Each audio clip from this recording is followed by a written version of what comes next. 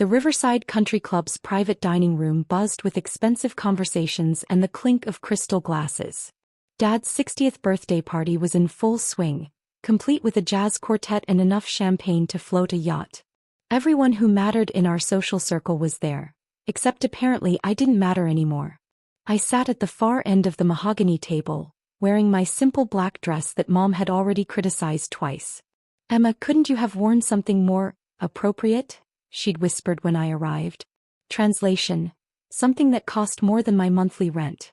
My younger sister Victoria held court in the center, her diamond tennis bracelet catching the chandelier light as she gestured dramatically about her latest charity gala.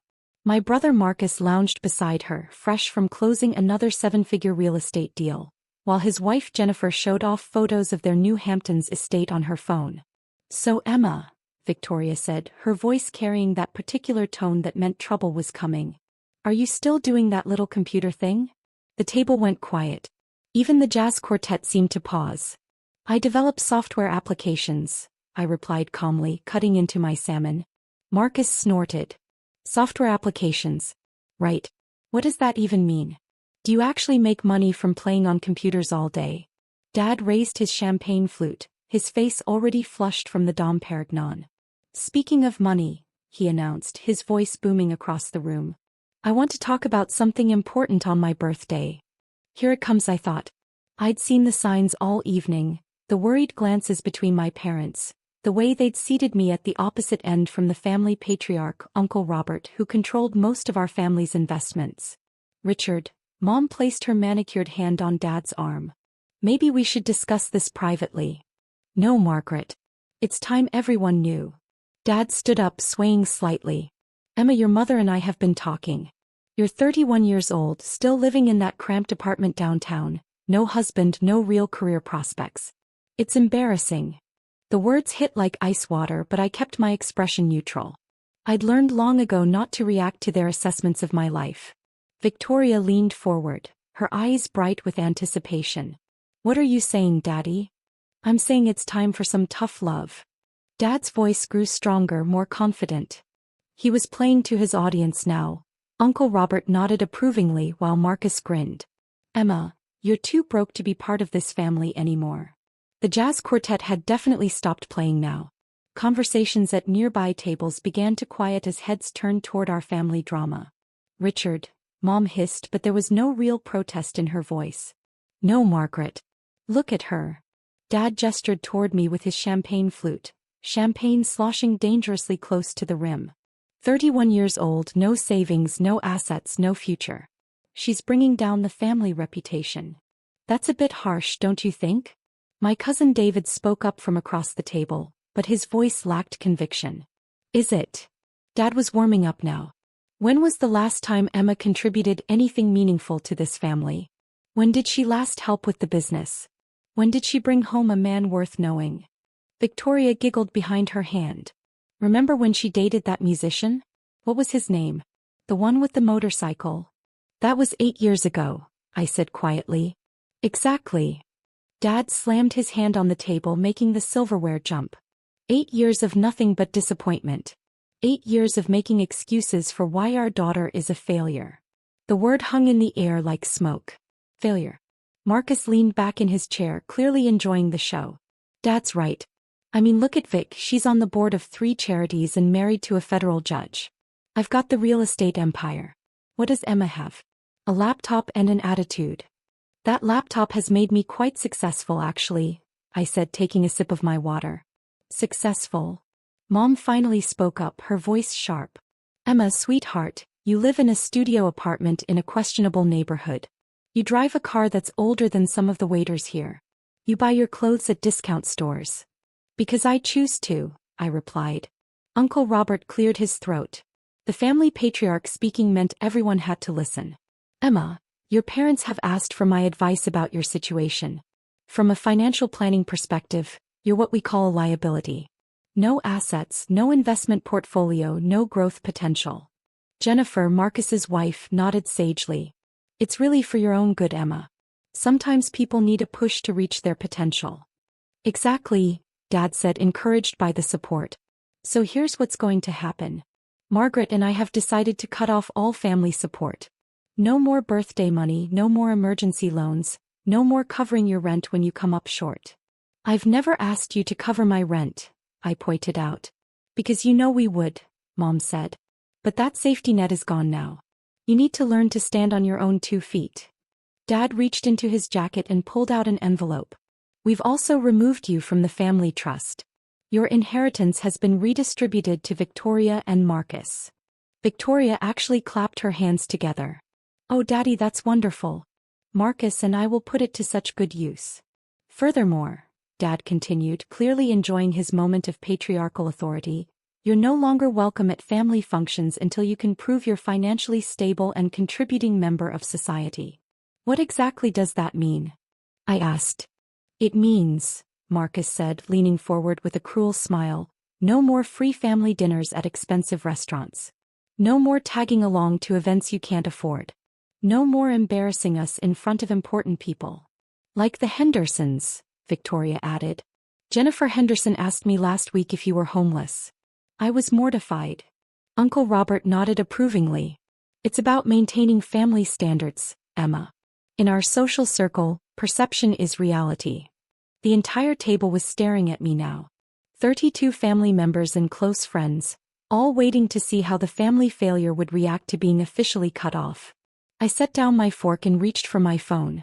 What are you doing? Mom asked nervously. Checking something, I said, swiping to my banking app. Dad laughed harshly. Are you going to show us your checking account? What do you have in there, Emma? A few $100s? Maybe 1,000 if you've been saving up? I turned my phone screen toward Mom first since she was sitting closest to me. The number glowed bright on the screen. $127,846,293.47. Mom's wine glass slipped from her fingers and shattered against her dinner plate, sending Bordeaux splashing across the white tablecloth. The sound made everyone jump. What? She whispered, her face going pale. What is that? My checking account balance, I said calmly, then turned the phone toward Dad. As of this afternoon. Dad's champagne flute froze halfway to his lips. His eyes went wide, then narrow, then wide again as his brain tried to process what he was seeing. That can't be real, Marcus said, standing up so fast his chair nearly tipped over. Let me see that. I handed him the phone. Marcus stared at the screen for a long moment, his face cycling through confusion, disbelief, and something that might have been panic. This has to be fake, he stammered. You can edit these things. It's probably some app or... Would you like me to transfer some to your account to prove it's real? I offered. The entire table had gone silent now. Even the conversations at nearby tables had stopped as people sensed something dramatic was happening. Victoria grabbed the phone from Marcus, her perfectly manicured fingers trembling slightly. $127 million, she whispered. How is this possible? I told you, I said. I develop software applications.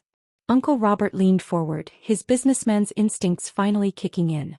Emma, what kind of software applications? Well, I said, settling back in my chair. Do you remember about 5 years ago when I tried to explain my work to everyone at Thanksgiving? Dad nodded slowly, though I could see he didn't actually remember. I was developing AI-powered logistics optimization systems. Everyone kept interrupting to ask when I was going to get a real job. AI logistics, Mom repeated faintly. Yes. Specifically, I created algorithms that help major shipping companies reduce fuel costs and delivery times by up to 40%. It turns out Fortune 500 companies are willing to pay quite well for that kind of efficiency. Marcus was still staring at the phone. But you live in that tiny apartment. You drive that old Honda. You shop at Target. Because I choose to, I repeated. I like my neighborhood. My car runs perfectly. And I've always thought Target had reasonable prices. But the money. Victoria's voice was getting higher. Where does all this money come from? I pulled out my tablet and opened my portfolio app. Would you like to see my complete financial picture? Before anyone could answer, I turned the tablet around. The screen showed a detailed breakdown of my various holdings. Translogistics AI Solutions, my company, $89.2 million. Real estate portfolio, $31.7 million. Stock investments, $42.8 million. Government contracts, $18.3 million. International licensing, $23.1 million. Cash and liquid assets, $127.8 million. Total net worth, $332,946,847. Dad's champagne flute slipped from his fingers and shattered on the floor, joining Mom's wine glass in a pool of alcohol and crystal shards. $300 million? Uncle Robert's voice cracked. Emma, are you telling us you're worth over $300 million? $332.9 million as of market close today, I corrected. Though it fluctuates with the stock market. Jennifer had gone completely white. But you said you couldn't afford to go to Marcus's bachelor party in Vegas. I could afford it, I said. I just didn't want to go. There's a difference. The silence stretched on until Victoria finally spoke up, her voice barely above a whisper. The family trust, the inheritance. What about it? You just lost millions of dollars, Marcus said, though he sounded less confident than before. I actually laughed for the first time all evening. Marcus, the family trust is worth about $12 million, split 4 ways between me, you, Victoria, and our cousins.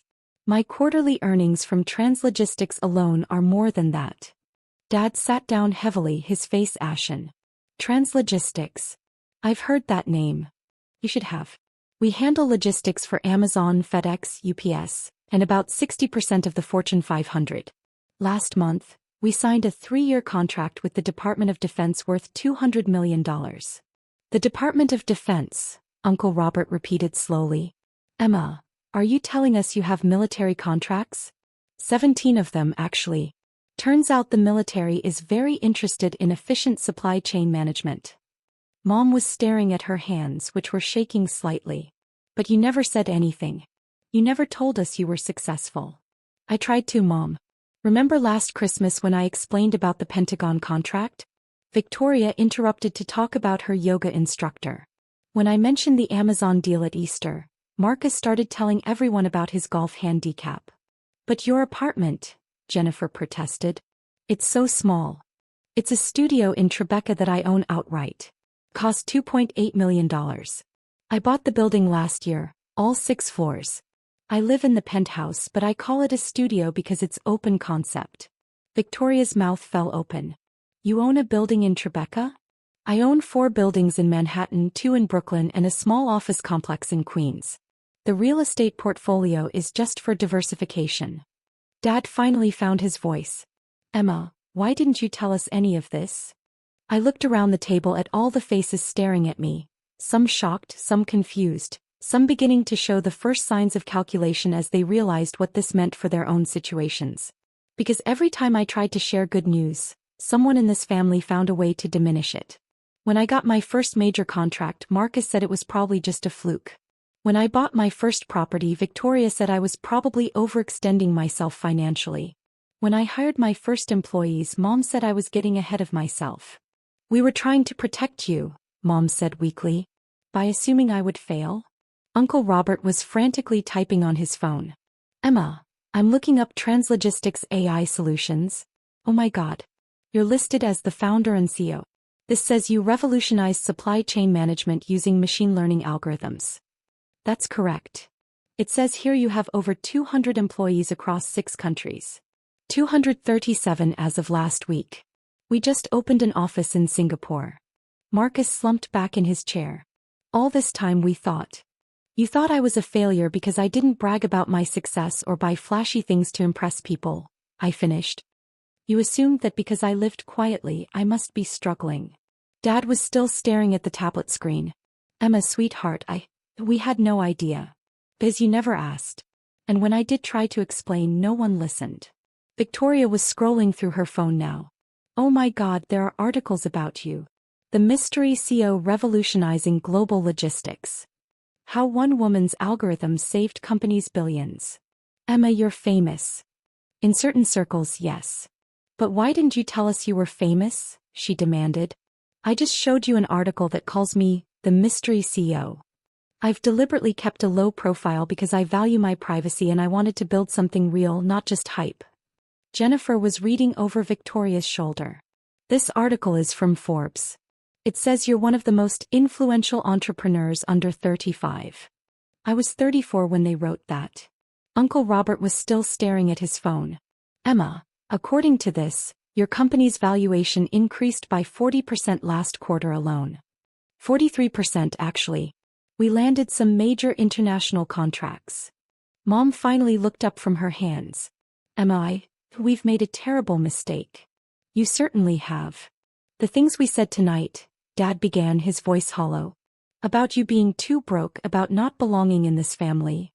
About me being a failure, I added. Don't forget that part.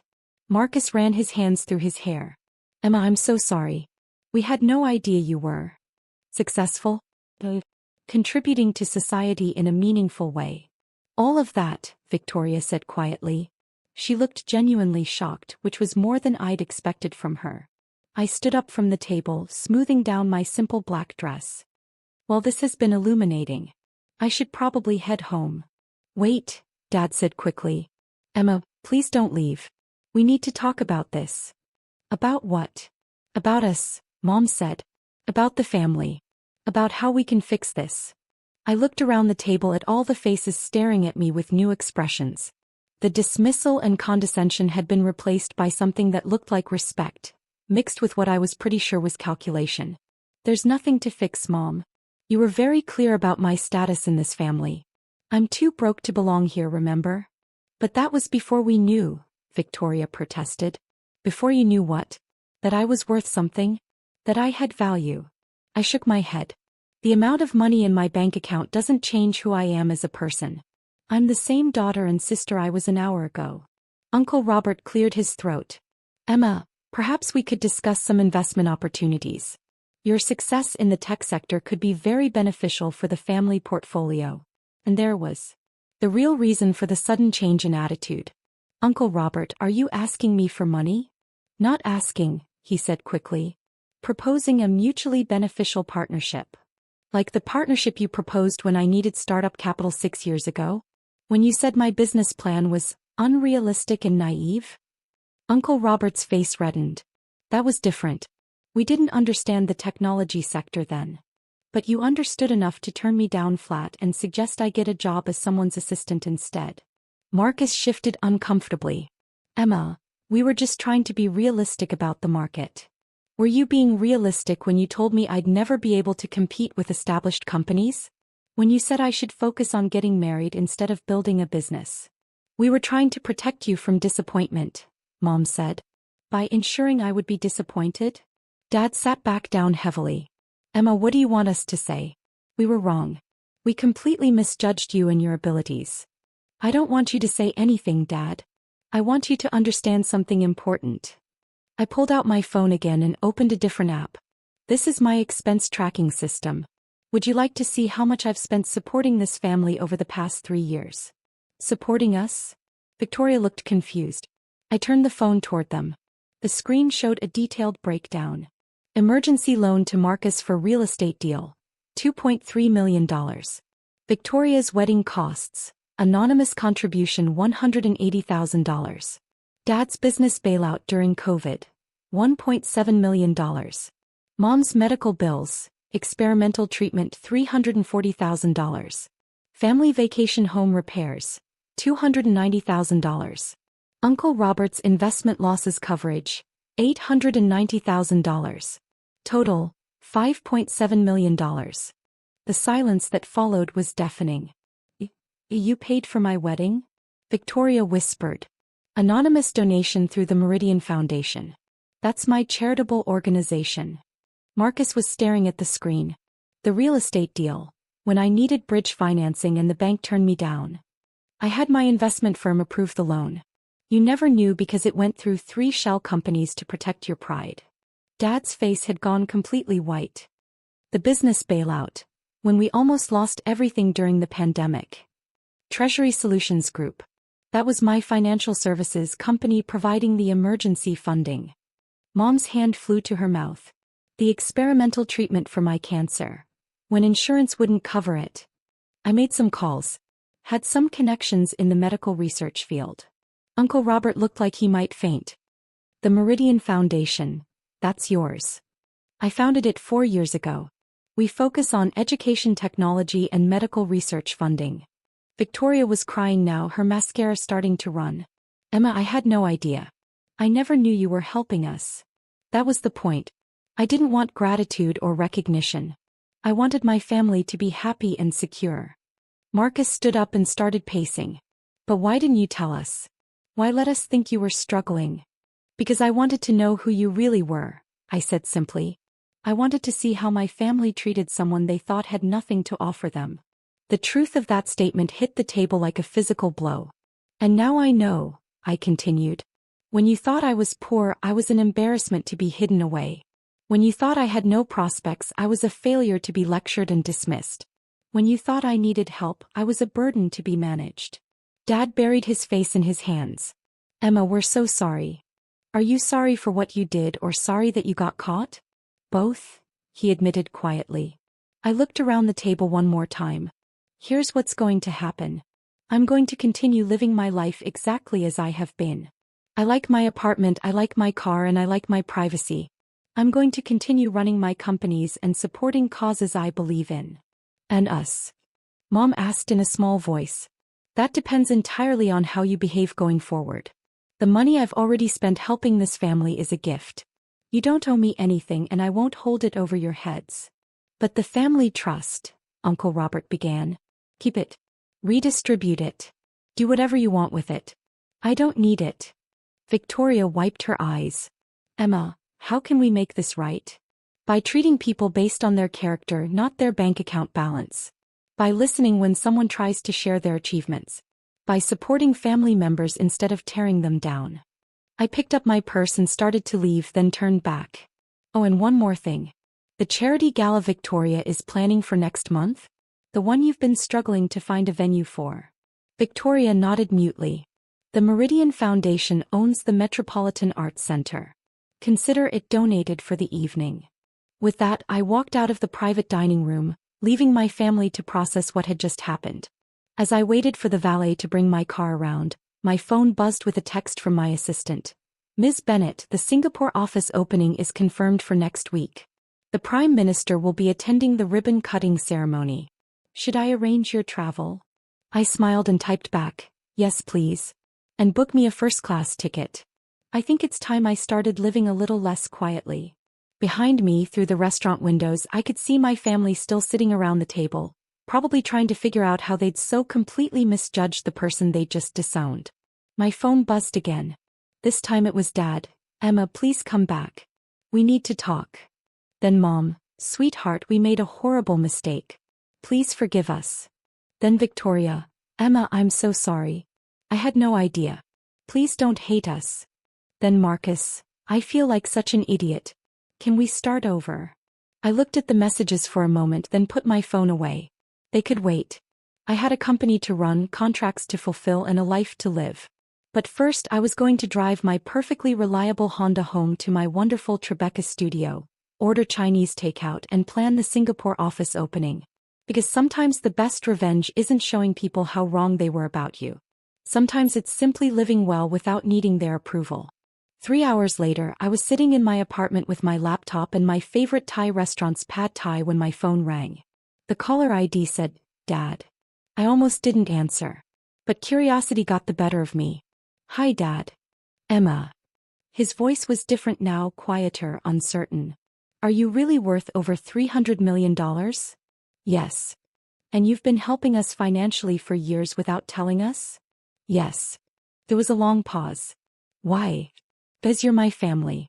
And despite everything that happened tonight, I love you. Another pause. We're having coffee tomorrow morning. All of us. Would you consider joining us?